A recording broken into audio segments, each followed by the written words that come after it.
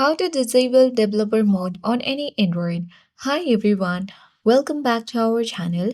This is Rose and I'll guide you to disable developer mode on any Android. Without further ado, let's get started. Navigate to the setting application on your Android device. Scroll down to the bottom. Now tap on about device. Scroll down. Navigate to version option and at the top, you will see build number. Simply tap build number for 7 times until and unless you do not see the you are already a developer message at bottom of your screen.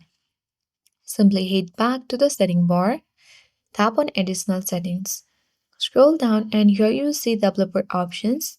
Select that. At the top, you will see it has been turned on. To disable developer mode on any Android, simply toggle off the button. And with that, you have successfully disabled developer mode on your Android phone. I hope this guide was helpful.